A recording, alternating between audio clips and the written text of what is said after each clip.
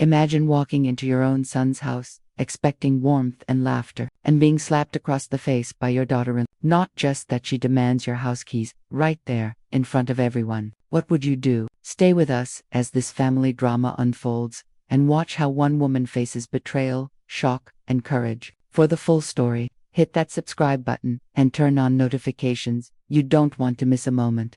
I hadn't expected anything unusual that afternoon. I had planned to drop by for a quick visit, maybe share a cup of tea, check on the house my son had promised me I could visit anytime. Yet, the moment I stepped inside, I felt the coldness in the air. The way my daughter-in-law's eyes barely acknowledged me. It wasn't subtle. It was a wall I hadn't anticipated, and it hit harder than I expected.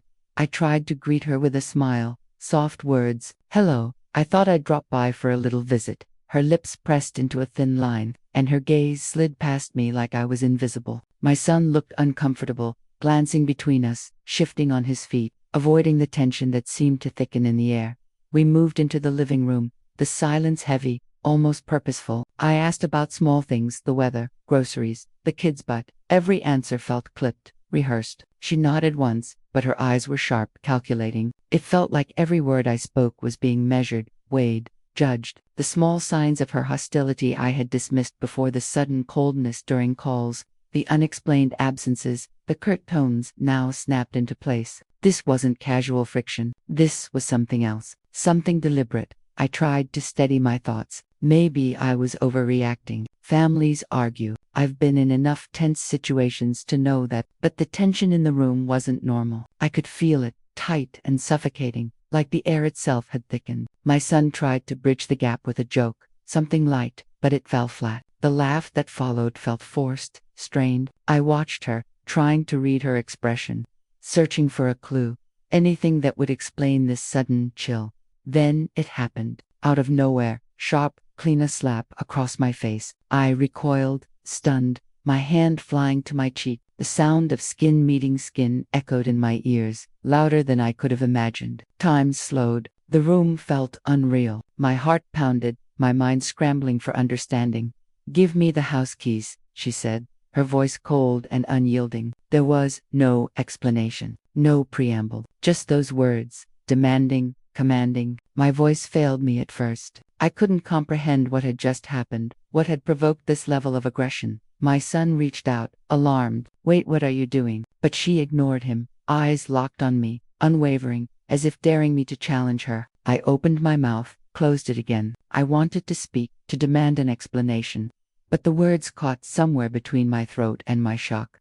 I looked at her, really looked. The woman I had once thought of as gentle, cautious, and caring now seemed transformed, rigid, almost unrecognizable. I felt the sting of the slap, not just physically, though that hurts, but deeper. It was a violation of trust, a break in the invisible rules of family, of respect. I had raised my son, loved him unconditionally, supported him through years of mistakes and triumphs alike. And now I was standing in his living room, slapped and ordered to surrender my rights.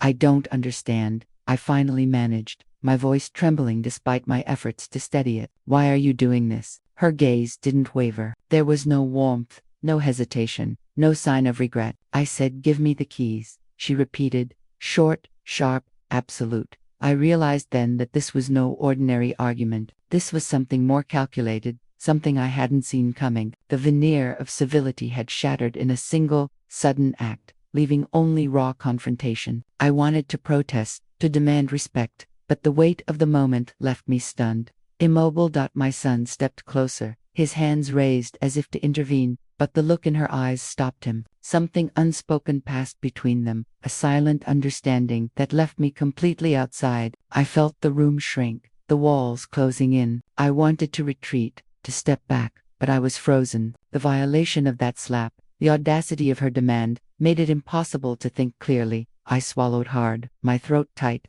"Please, at least explain," I said, voice almost a whisper, desperate, pleading. She didn't. She simply stared, the tension between us so thick it could have been cut with a knife. Her silence spoke volumes. I understood, in that suspended moment, that I was now part of a battle I had not asked to join, a fight that would not end with simple words or apologies. And as I stood there, cheeks still burning from the slap, heart hammering, I realized that this was only the beginning. Whatever was coming next, it would demand every ounce of composure, courage, and clarity I could muster. She refused to explain, she refused to soften, and in that refusal, I felt the first real tremors of a crisis that would shake my family its core. I sat on the edge of the couch, still feeling the sting on my cheek, my thoughts spinning faster than I could contain. The house, once familiar and warm, now felt hostile, alien. Every photograph, every piece of furniture seemed to mock me, whispering that I no longer belonged here. I had come expecting a simple visit, maybe a quiet afternoon with my son and grandchildren. Instead, I had walked into a storm.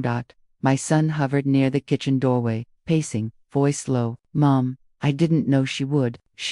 His words trailed off, the frustration and helplessness in his tone cutting deeper than the slap. He looked at me, pleading with his eyes for patience, for calm, for understanding that I didn't yet have. I tried to steady myself. "I just want to know why. Why the slap? Why the keys?" I kept my voice even, though my heart hammered against my ribs. Her silence was deafening. She moved around the living room as if she owned not only the space but the air, the walls, the very atmosphere of the house. Every step she took seemed deliberate, a reminder that I was intruding on her territory, on her rules. "I'm not giving you the keys," she said finally, voice cold, clipped, no explanation, just the assertion of control. I stared at her, trying to hold my composure. My son intervened again. "Please, can we just talk about this?" he asked, his tone fragile. She ignored him, her eyes fixed on me, unwavering. I realized then that I was being singled out, targeted in a way that made no sense to me. The house I had helped raise, the walls I had walked through countless times, now felt like a cage.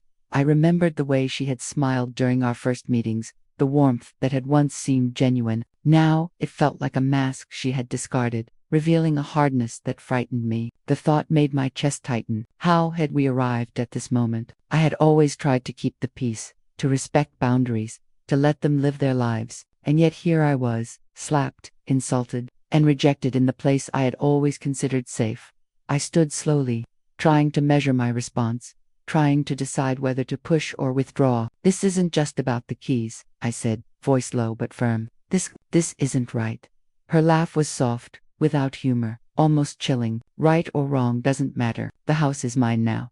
The words hit me like a punch. Mine, not shared, not discussed, not negotiated, just hers. I felt a surge of anger rise, but I swallowed it down, forcing myself to breathe, to think. My son flinched beside her, caught in the middle of a war he hadn't chosen. His eyes met mine, full of apology, helplessness, and confusion. I realized, in that instant, that this wasn't just a spat or a disagreement. It was a power struggle, a quiet battle for control disguised as family routine, and I had walked right into the center. Every instinct screamed to react, to demand justice, to reclaim what was mine. But I also knew that responding with anger would only escalate things. The challenge was to maintain dignity, even as the walls seemed to close in.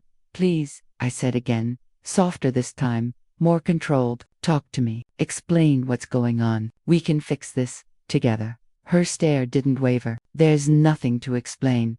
The finality of her words left me breathless. I wanted to argue, to fight, to make her see reason. But as I opened my mouth, my son placed a hand on my arm, shaking his head slightly. I understood. He knew what I didn't yet, that this confrontation couldn't be solved with words alone. I sank back onto the couch, feeling the weight of the situation settle over me. The house, the memories, the quiet life I had imagined visiting everything was now overshadowed by her aggression, her determination to assert dominance. And in that silence, in the gap between her words and mine, I realized something terrifying. This confrontation was only the beginning. There would be no easy resolutions, no gentle conversations. Whatever came next would demand strategy, patience, and a quiet strength I wasn't sure I had.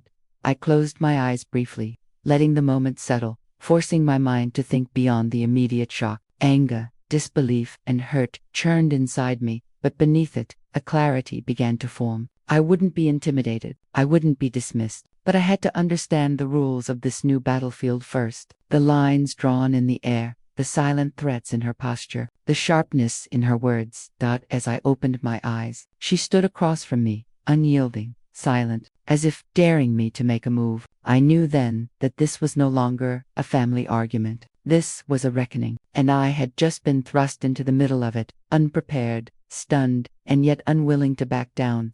The house was quiet now, but the silence felt heavier than the earlier confrontation. I sat at the dining table, my hands clasped tightly, staring at the chipped edge of the wood as though it could offer answers. My son had retreated to his room, probably trying to process the tension, probably trying to protect himself from the storm that had erupted between us. And she, my daughter-in-law, stood near the window, arms crossed, pretending that nothing had happened, as if her words and actions had been normal, justified. I couldn't stop replaying her slap, the sharp sting, the look in her eyes, a mixture of anger, resentment, and something I didn't understand, something personal. The question kept echoing in my mind: why? I had raised my son, loved him unconditionally, supported him in ways no one else had, and yet, in the house I had helped build, she had reduced me to a stranger, a threat, a problem to be removed. I tried to speak, to bridge the gap, but the words caught in my throat. Every attempt felt inadequate. Every plea seemed weak. I thought about calling my own home, seeking advice, but even that seemed impossible. Who could understand the betrayal, the sudden fracture of trust in a place that had always been safe? She finally broke the silence. You don't get it, do you? Her voice was quiet, but it carried a weight that made me flinch. You think, because you gave us everything, that you can just waltz in here and control things. That's over. I felt the anger rise, tempered quickly by disbelief. Control things. I just came to see my family. I didn't come to interfere. Her laugh was sharp, bitter. Family, you're a guest here, and guests don't dictate who lives where. Don't you see? Everything has changed. You're late to this game. I stared at her, searching for something familiar, some softness I could appeal to, but she was a wall, and the wall had already been cemented. I wanted to scream, to cry, to demand that my son step in, but even he had been silent, swallowed by loyalty, caught in the crossfire of his wife's fury and my intrusion. I thought about my son then, the boy I had raised, the man he had become. I realized with a pang that my influence had limits, that love and care, no matter how deep, could not shield me from the consequences of others' ambition, frustration, or resentment. And Chi had claimed her space, claimed her authority, leaving me with nothing but questions and humiliation. I just don't understand why it had to be like this, I said quietly, more to myself than to her. Why the anger? Why the slap? She didn't answer. She turned away, walking toward the kitchen, her movements precise, unyielding, as if she had rehearsed this display of dominance, this assertion of power. Every step she took was a reminder. I was not welcome. My son had vanished, leaving me alone with her, alone with the realization that my family, the family I had nurtured, was no longer mine to guide. I felt tears prick at the corners of my eyes, but refused to let them fall. Not here, not now. I wasn't powerless, I wasn't naive, but I had to understand the battlefield before making my move. And the battlefield wasn't just the house, it was the loyalties, the unspoken alliances, the subtle ways in which influence and control shifted between people. I sat back, letting the room absorb me, trying to map every nuance, every glance, every tone. She had made her stance clear. My son's silence spoke volumes, and I, standing on the edges of this fractured household, realized that this was more than a quarrel over keys. This was about trust, about respect, about who would bend and who would stand.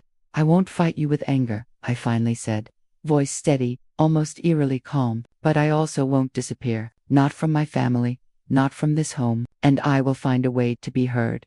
She paused in the kitchen, a subtle stiffening of her shoulders, the only sign she had registered my words. Then she turned, eyes cold, expression unreadable. We'll see, she said, before walking toward the living room, leaving me alone with the tension, with the questions, with the knowledge that this conflict was only beginning. The rest of the evening passed in silence, punctuated by small gestures, cautious movements, the delicate balance of avoiding confrontation while being fully aware that any wrong step could ignite another explosion. I realized I would have to tread carefully, navigate loyalties I didn't yet understand, and steel myself for the long struggle ahead. And in that quiet, I resolved not to give up, not to surrender, and not to let the walls of the house or the walls between us define my presence or my worth.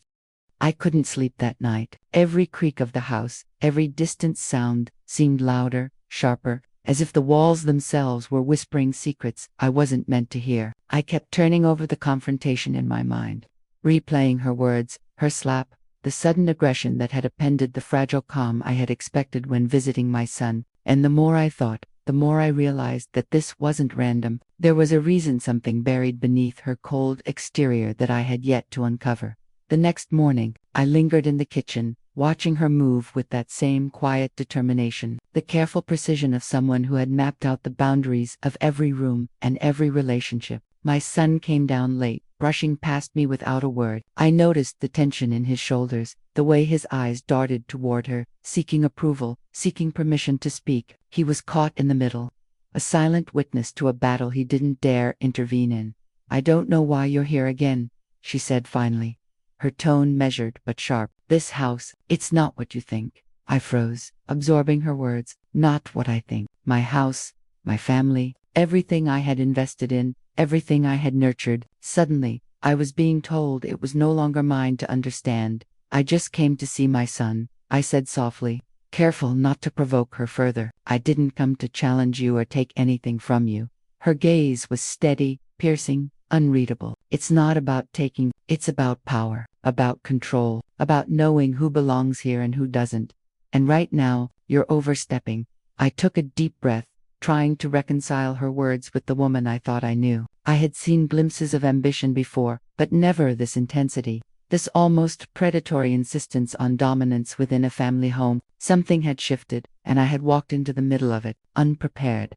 Later, as I moved toward the living room, I noticed small signs papers shifted on the table, subtle changes in the way my son's personal items were arranged, even the way she had reoriented the furniture. She was staking a claim, not just verbally, but physically, emotionally, symbolically. She had transformed the house into her domain, and I had become the unwelcome reminder of a past she wanted erased. I confronted my son gently. "Do you see it? What's happening here?" He hesitated, eyes dropping.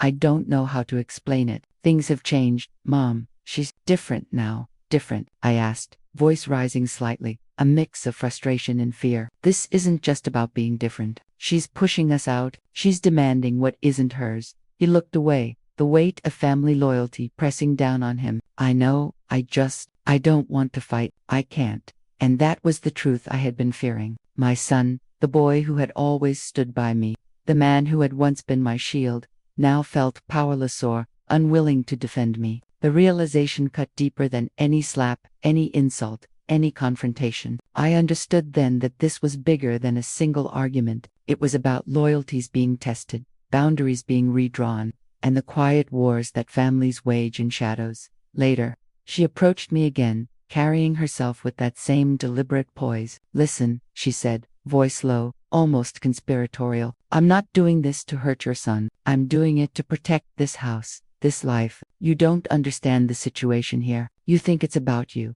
but it's not." "I don't understand," I echoed, disbelief threading my tone. "I've lived through years of this family. I raised them. I protected him. And now, you demand control." Her eyes softened slightly, just enough to unsettle me. "It's complicated. There are things you don't know, things I have to handle, and I won't let anyone interfere, not even you." I nodded slowly, realizing that for now, I had no choice but to step back, observe, and gather information. I wouldn't let fear or anger dictate my actions. I had to understand her motives, understand the full story before making my move. That night, I sat by myself in the quiet, plotting a careful path forward. I knew confrontation alone wouldn't win this battle. Patience, strategy, and understanding hidden motives would be my weapons. And somewhere deep inside, I felt a simmering resolve, a quiet promise that I would reclaim my place, my dignity, and my voice, because power could be claimed, influence could be asserted, and respect could be restored, but only if I stayed vigilant, thoughtful, and unshaken by the chaos she had created. The house felt different now, unfamiliar and foreign, yet it was mine to navigate, and I would navigate it with care, with determination, and with the quiet strength of someone who had endured more than she would ever admit. I had spent days circling the edges of the house, careful not to provoke, careful not to reveal my own frustration. Every glance, every movement felt measured, like walking through a minefield where a single misstep could explode into chaos. I observed her, noting the subtle control she exerted over every corner, every interaction. She had transformed the space, and with it, The balance of power in our family. My son remained distant, quiet, caught in the middle of a war he didn't want to fight but couldn't ignore. I could see it in the way he avoided eye contact, the way he flinched when she spoke, as if expecting her next attack. I realized then that the house wasn't just hers to claim, it had become a battleground for loyalty, obedience, and submission. It happened that afternoon. I was in the kitchen, trying to make sense of a pile of bills and letters, when she appeared. Standing in the doorway like a shadow I couldn't escape, her eyes locked on mine, sharp and calculating. "I need those keys," she said. No preamble, no explanation, only that cold insistence. I can't just hand them over," I replied cautiously, keeping my voice steady. "You know that these keys are more than just a way to enter a house. They're symbolic of trust, of family." She stepped closer, her presence overwhelming, and I felt the same shock I had felt when she first slapped me. Only this time, it wasn't physical, it was a silent assertion of authority. "Trust, family," she repeated, her tone almost mocking. "You think I don't understand what those words mean? You think I can't see what's being hidden, what's being protected, what's being hoarded? This isn't just about keys, it's about access to decisions, to money, to influence, and right now, you're in my way." I realized then that the confrontation was no longer about a single argument or a fleeting moment of anger. This was a carefully calculated move, a quiet ultimatum delivered with precision. She had studied the terrain, assessed the players, and decided that my presence was an obstacle she could no longer tolerate. "I won't give in to intimidation," I said, finally letting the anger rise in my voice. "I've lived in this family for decades. I've seen what loyalty and love really mean. You can't just demand control and take it by force." Her eyes narrowed, and for a brief moment, I glimpsed the fire beneath her calm exterior. "I'm not asking," she said, voice low, almost a whisper. "I'm telling, and if you don't comply, well, let's just say there will be consequences. You should think about your position before you make this difficult for everyone." The words struck like a blade, cutting through the fragile illusion that I still had some authority, some influence, and yet, beneath the shock and the fear, something inside me hardened. I couldn't allow myself to be cowed, no matter how strategic or intimidating her threats appeared. I had spent my life defending my family, protecting what was rightfully mine, and I wasn't about to stop now. That night, I sat alone in my room, reviewing every interaction, every hint she had dropped over the past weeks. Her motives were becoming clearer. She wanted control over the house, over decisions, over the family itself. But why? And what had prompted this sudden escalation? Something must have triggered her urgency, something I wasn't seeing yet. I also began to consider my son's role. He was caught in the middle, hesitant to defend me, hesitant to confront her. His silence, his inaction, only reinforced her position. I realized that to reclaim my place, I would need to be strategic. Quiet observation alone wouldn't suffice. I would need patience, timing, and the ability to read her intentions before she acted. Later, she approached me again, softer this time, almost conciliatory. "I don't want to make this personal," she said, "but I can't let you stand in the way. Give me the keys. It's better for everyone if we just move forward without conflict." I studied her, searching for cracks, for hesitation, for any sign of genuine vulnerability, but there was none. Only determination, ambition, and a relentless will to assert dominance. And I realized then that the coming days would test not just my patience, but my resolve, my ability to navigate this quiet war without losing myself or my dignity. The house was no longer familiar. Every corner, every door, every glance carried weight, and I understood fully, with a sinking clarity, that this wasn't just about keys, or even control. It was about who we were as a family, what we valued, and what I was willing to endure to protect the life I had built. I lay awake that night, thinking, planning, steeling myself. I didn't yet know how I would respond, but one thing was certain: I would not be defeated quietly. Not by a slap, not by a threat, not by anyone who thought they could erase my place in my own family. I woke that morning with a heaviness I couldn't shake. The house felt different, tense, brittle, as if every wall, every object, every breath held the memory of the battles we'd fought. I knew today would not be ordinary. I could feel the shift before I even opened my eyes. My son came into the kitchen, his movements hesitant, almost apologetic. "Mom, I don't know what to say," he murmured, eyes downcast. "I've tried to stay neutral, but I can't ignore this anymore." I nodded slowly, acknowledging his struggle. He was torn between loyalty to his wife and respect for me, and the strain had aged him. I understood the position he was in, but I also knew that indecision could cost us more than arguments. It could cost our family itself. She appeared in the doorway as if on cue, the calm mask firmly in place, but her eyes were sharper, more alert. "We need to settle this today," she said. "There's no room for hesitation." I looked at her, and something shifted inside me. All the fear, all the shock, all the moments of doubt crystallized into clarity. This was no longer about submission. This was about setting boundaries, about reclaiming dignity, about showing that respect could not be demanded with threats or slaps. "I agree," I said. My voice was steady, though my hands trembled slightly. "We need clarity, we need rules, and we need honesty." Her expression flickered for a fraction of a second, a hint of surprise, but she masked it immediately. "Honesty," she repeated. "You think that honesty can change what's already decided?" I leaned forward, feeling a surge of resolve. "No, but honesty can reveal motives, intentions, and limits, and everyone needs to understand them before we move forward." The conversation that followed was tense, quiet, almost surgical. I listened, letting her words unfold while I observed the subtle cues, the hesitation in her tone, the carefully chosen phrases, the avoidance of certain topics. She wanted control, yes, but not at the cost of alienating my son completely. That was her weakness, her hidden leverage. "I need the keys," she said finally, a tone that was firm but almost pleading. "I can't operate in this house unless I have full access. You've had your time, and now it's my turn." I paused, thinking of the house itself, the years of memories, the rooms filled with laughter, arguments, celebrations, losses, and I realized then that keys were not just physical objects, they were symbols of trust, respect, and shared life. I would not hand them over blindly. "You want the keys," I said, keeping my tone calm but resolute. "Then prove why you deserve them. Show that respect and integrity are not just words you say, but actions you take. Until then, we cannot move forward." Her eyes widened slightly.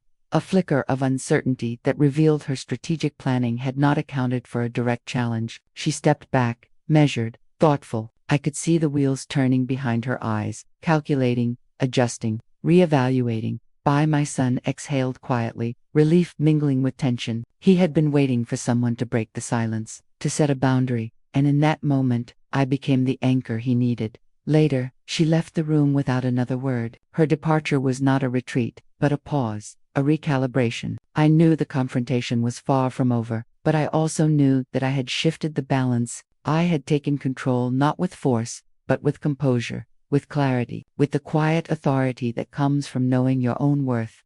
I sat alone for a while, absorbing the stillness, reflecting on the journey from shock to confrontation to this fragile equilibrium. The slap, the demands, the ultimatums, they had all been tests, and I had passed, not by matching anger with anger, but by standing firm, by refusing to let fear dictate my actions. When my son returned to my side, he placed a hand on my shoulder. "Mom, thank you," he said softly. "I know this wasn't easy." I smiled faintly, understanding that the real battle was not just with her, but within ourselves, within the family, within the boundaries of respect and love. "It's not over," I said quietly, "but at least now we know where we stand, and that is the first step toward something better." The house was still tense, still unbalanced, but the air felt different. There was acknowledgement now, a subtle respect, a realization that power could not be taken by force without consequence. I didn't know how the next days would unfold, but for the first time, I felt a measure of control, a quiet strength that no slap, no threat, no ultimatum could take away.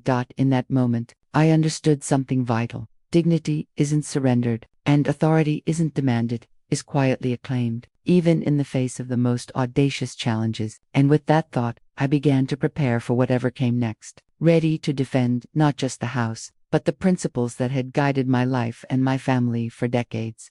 Do you think I did the right thing or the wrong thing? Comment your thoughts, and don't forget to like and follow.